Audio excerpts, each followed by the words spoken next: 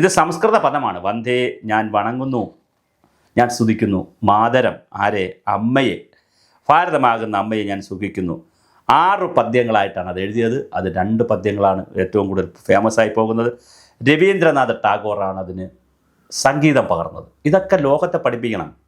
എത്ര മനോഹരമായിട്ടാണ് സംഗീതം പകർന്നത്. 1896 ഇന്ത്യൻ നാഷണൽ കോൺഗ്രസിൻ്റെ കൽക്കട്ട സമ്മേളനത്തിൽ ഈ പാട്ട് ആദ്യമായി ടാഗോർ തന്നെയാണ് പാടുന്നത്. ഈ 1947 സ്വാതന്ത്ര്യം നേടുമ്പോൾ 47 സ്വാതന്ത്ര്യം നേടുമ്പോൾ 2 ചർച്ചകൾ നടന്നു. ഒന്ന്, ജനഗണമന, രവീന്ദ്രനാഥ ടാഗോർ എഴുതിയ ജനഗണമനയാണോ ദേശീയഗാനമായി അംഗീകരിക്കേണ്ടത്, ബങ്കിം ചന്ദ്ര ചട്ടോപാധ്യായൻ എഴുതിയ വന്ദേ മാതരമാണോ? പക്ഷേ ചില മുസ്ലിം വിഭാഗങ്ങളിൽ ചില ആക്ഷേപം പറഞ്ഞു, ഈ വന്ദേ മാതരം എന്ന് പറയുന്നതിനേക്കാൾ ജനഗണമനയാണ് കൂടുതൽ നല്ലത് എന്ന് പറഞ്ഞ്, മറ്റത് മതാചാരവുമായിട്ടൊക്കെ അമ്മ എന്നൊക്കെ പറയുന്നു എന്നൊക്കെ പറയും. പക്ഷേ മറ്റതിലും ഇങ്ങനെ തന്നെയാണ്. ജനഗണമനയും കേട്ട് കഴിഞ്ഞാൽ ഒരു ഹൈന്ദവ അല്ലെങ്കിൽ ഒരു ഹിന്ദു പാട്ട് പോലെ തോന്നുന്നത്. കാരണം എന്തായാലും നെഹ്റു അധ്യക്ഷനായ ഒരു സമിതി തീരുമാനിച്ചു, വന്ദേ മാതരം രാജ്യത്തിന് ദേശീയഗാനം വേണ്ട, പക്ഷേ ദേശീയഗാനം പോലെ ബഹുമാനിക്കപ്പെടേണ്ടതാണ്. അപ്പോൾ ദേശീയഗാനം ആയിട്ട് നമ്മൾ ജനഗണമന എടുക്കുന്നു, അതുപോലെ ബഹുമാനിക്കേണ്ട ഒരു ഗാനമായി നമ്മൾ വന്ദേ മാതരത്തിന് എടുക്കുന്നു.